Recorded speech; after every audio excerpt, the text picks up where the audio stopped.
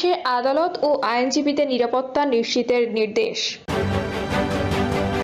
এদিকে সরকারের সহায়তা ছাড়া ইসির পক্ষে সুষ্ঠু নির্বাচন সম্ভব নয় বললেন বদিউল আলম মজুমদার। নির্বাচনের সব দল অংশ না নিলে তা গ্রহণযোগ্য হবে না বললেন জিএম কাদের। জানাবো শান্তি শৃঙ্খলার মধ্য দিয়ে নির্বাচনের দিকে এগোতে চায় জামায়াত। নির্বাচন নিয়ে টালবাহানা জনগণ সহ্য করবে না বললেন জয়নুল আবদিন ফারুক। এবং সর্বশেষ জানাবো ভয়েস অব আমেরিকার জরিপ, সংখ্যালঘুরা আগের তুলনায় বেশি নিরাপত্তা পাচ্ছে। শুনছিলেন সংবাদ শিরোনাম, এবারে বিস্তারিত। সারা দেশে আদালত ও আইনজীবীদের নিরাপত্তা নিশ্চিতের নির্দেশ। সুপ্রিম কোর্ট সহ দেশের সব আদালত, বিচারকদের এজলাস ও বাসভবন এবং আইনজীবীদের সার্বিক নিরাপত্তা নিশ্চিত করার নির্দেশ দিয়েছেন প্রধান বিচারপতি ডক্টর সৈয়দ রেফাত আহমেদ। বিজ্ঞপ্তিতে বলা হয়েছে, সম্প্রতি বাংলাদেশ সুপ্রিম কোর্ট প্রাঙ্গণে যে নজিরবিহীন ও অনভিপ্রেত ঘটনাবলী সংঘটিত হয়েছে এবং একই সঙ্গে বাংলাদেশ সুপ্রিম কোর্ট প্রাঙ্গণ সহ দেশের জেলা আদালতগুলোতে সাম্প্রতিক সময়ে যেসব অনাকাঙ্ক্ষিত পরিস্থিতি সৃষ্টি হয়েছে সেসব বাংলাদেশের প্রধান বিচারপতি গভীরভাবে উদ্বিগ্ন। বিজ্ঞপ্তিতে আরও বলা হয়, বাংলাদেশ সুপ্রিম কোর্ট থেকে এর আগে একাধিকবার স্থানীয় আইন প্রয়োগকারী সংস্থাগুলোর সহায়তায় নির্দেশ দেশের প্রত্যেক আদালত অর্থাৎ ট্রাইব্যুনাল প্রাঙ্গণ, এজলাস, বিচারকদের বাসভবন, বিচারকদের গাড়ি, বিচারক ও কর্মচারী সহ আদালত সংশ্লিষ্ট সবার সার্বিক নিরাপত্তা নিশ্চিত করার প্রয়োজনীয় পদক্ষেপ নিতে সংশ্লিষ্ট সবাইকে নির্দেশ দেওয়া হয়েছিল। রাষ্ট্রের প্রধান তিনটি অঙ্গের মধ্যে বিচার বিভাগ অন্যতম। আইনের শাসন ও ন্যায় বিচার নিশ্চিতকরণ এবং আদালতের ভাবমূর্তি বজায় রাখতে দেশের প্রত্যেক আদালত, ট্রাইব্যুনাল প্রাঙ্গণ, এজলাস, বিচারকদের বাসভবন, বিচার ও কর্মচারী সহ আদালত সংশ্লিষ্ট সবার সার্বিক নিরাপত্তা নিশ্চিত করতে অবিলম্বে প্রয়োজনীয় পদক্ষেপ নেওয়ার জন্য বাংলাদেশের প্রধান বিচারপতি দেশের সংশ্লিষ্ট সব কর্তৃপক্ষকে নির্দেশ দিয়েছেন। সরকারের সহায়তা ছাড়া ইসির পক্ষে সুষ্ঠু নির্বাচন সম্ভব নয় বললেন বদিউল আলম মজুমদার। সংস্কারের গুরুত্ব তুলে ধরে নির্বাচন ব্যবস্থা সংস্কার কমিশনের প্রধান ডক্টর বদিউল আলম মজুমদার বলেছেন, সংস্কারের জন্য অবশ্যই সময় দিতে হবে। তিনি বলেন, গত তিনটি নির্বাচনে যারা নির্বাচনী অপরাধ করেছে তাদের শাস্তি হওয়া উচিত। সবচেয়ে বড় অপরাধ করেছে নির্বাচন কমিশন। বদিউল আলম মজুমদার বলেন, নির্বাচন কমিশনের পর নির্বাচনে সবচেয়ে গুরুত্বপূর্ণ অংশীদার হচ্ছে সরকার। সরকার যদি সহায়তা না করে তাহলে নিরপেক্ষ নির্বাচন কমিশনের পক্ষে সুষ্ঠু নির্বাচন করা সম্ভব হবে না। এএমএম নাসির উদ্দিনের নেতৃত্বাধীন নবগঠিত নির্বাচন কমিশন প্রসঙ্গে সংস্কার কমিশনের প্রধান বলেন, বৃক্ষের পরিচয় তার ফলেই। তবে এই ইসির জন্য বড় কোনো চ্যালেঞ্জ নেই, কারণ গতবারের মতো এবার ক্ষমতাসীন রাজনৈতিক দলের পক্ষ থেকে কোনো চাপ নেই। তিনি বলেন, গত তিনটি জাতীয় নির্বাচন সম্পর্কে অনেক গণমাধ্যম প্রকৃত তথ্য দেয়নি। নির্বাচনে গণমাধ্যমের ভূমিকা গুরুত্বপূর্ণ, কিন্তু গত তিনটি নির্বাচনে কিছু গণমাধ্যম ইচ্ছাকৃতভাবে সত্য কথা বলেনি, আবার কেউ কেউ সত্য গোপন করতে বাধ্য হয়েছে। সংস্কার কমিশনের চেয়ারম্যান বলেন, নারী ভোটার ও প্রবাসী ভোটারদের অংশগ্রহণ নিশ্চিত করার নির্বাচন কমিশনের জন্য একটি চ্যালেঞ্জ হতে পারে। নির্বাচনের সব দল অংশ না নিলে তা গ্রহণযোগ্য হবে না বললেন জিএম কাদের। অন্তর্ভুক্তিমূলক নির্বাচন ছাড়া কোনো ভোটের জন আকাঙ্ক্ষার প্রতিফলন হয় না বলে মন্তব্য করেছেন জাতীয় পার্টির চেয়ারম্যান জিএম কাদের। তিনি বলেছেন, আগামী নির্বাচনে সব দল অংশগ্রহণ না করলে সেটি আওয়ামী লীগের মতোই আরেকটি নির্বাচন হবে।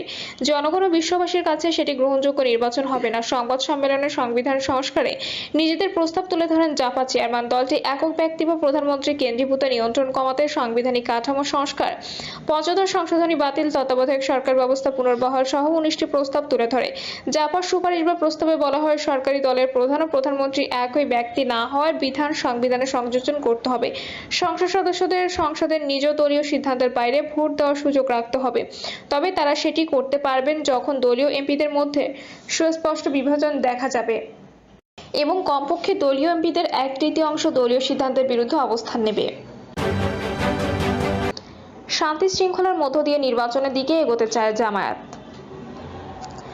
আগামীতে দেশ কিভাবে শান্তি শৃঙ্খলার মধ্য দিয়ে নির্বাচনের দিকে এগোতে পারে সে বিষয়গুলো নিয়ে অন্তর্বর্তী সরকারের সঙ্গে আলোচনা হয়েছে বলে জানিয়েছেন জামায়াতে ইসলামীর আমির ডক্টর শফিকুর রহমান। ইসকন প্রসঙ্গে তিনি বলেন, শুধু ইসকন নয়, জাতীয় স্বার্থের বিরুদ্ধে যারাই যাবে তাদের বিরুদ্ধে পদক্ষেপ নিতে হবে।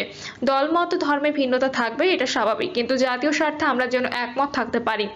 জামায়াত আমির আরো বলেন, আলোচনায় আমরা একমত হয়েছি, দেশবাসীকে সঙ্গে নিয়ে সামনের দিকে এগোতে হবে। দেশবিরোধী কর্মকাণ্ডে যারাই লিপ্ত থাকবে তাদের আইনের আওতায় আনতে হবে, তাদের বিরুদ্ধে আইনিভাবে ব্যবস্থা নিতে হবে। জাতীয় বিষয়গুলোতে আমরা যেন একমত থাকতে পারি সে বিষয়টি তুলে ধরেছি।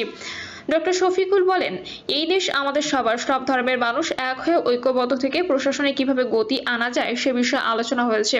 তিনি বলেন, দ্রব্যমূল্য নিয়ে আলোচনা হয়েছে, মানুষের কষ্ট কিভাবে লাঘব করা যায়, নির্বাচনের নিত্যপণ্যের দাম কিভাবে সামর্থ্যের মধ্যে নামিয়ে আনা যায়, এর জন্য কি পদক্ষেপ নেওয়া যায় সেসব বিষয়ে কথা হয়েছে।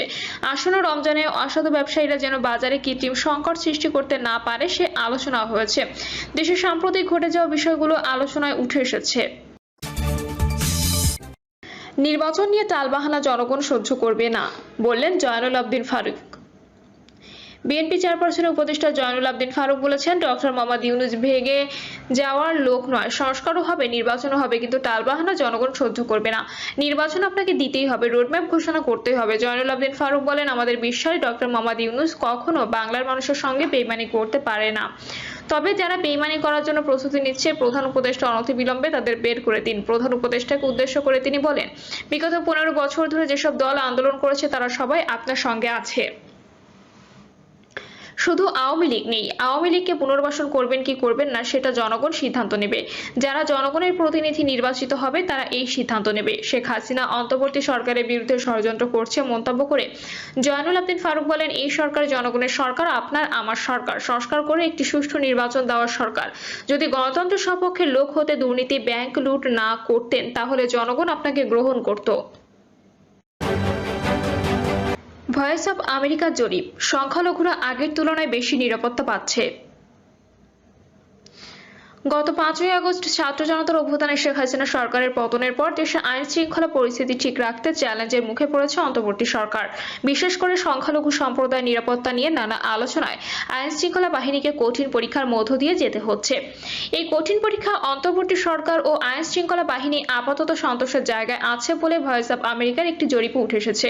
ওই জরিপ বলছে, দেশের অধিকাংশ মানুষ মনে করছে অন্তর্বর্তী সরকার ধর্মীয় এবং জাতিগত সংখ্যালঘু জনগোষ্ঠীকে বিগত আওয়ামী লীগ সরকারের চেয়ে বেশি নিরাপত্তা দিতে পারছে। যদিও জরিপে নিরাপত্তা নিয়ে ধারণার মুসলিম এবং অমুসলিমদের মধ্যে কিছুটা পার্থক্য লক্ষ্য করা গেছে। ভয়েস অব আমেরিকার বাংলা সংস্করণের এক প্রতিবেদনে বলা হয়, অক্টোবর মাসের শেষের দিকে জরিপটি পরিচালিত হয়। দেশের জনতত্ত্বের সঙ্গে সামঞ্জস্য রেখে জরিপের 1000 উত্তরদাতা বাছাই করা হয়। সেখানে সমান সংখ্যার নারী এবং পুরুষ ছিলেন, যাদের মধ্যে 92.7% ছিল মুসলিম। উত্তরদাতাদের অর্ধেকের খানিকটা বেশি ছিল 34 বছর বয়সের নিচে এবং প্রায় 1/4 শহুরে মানুষ।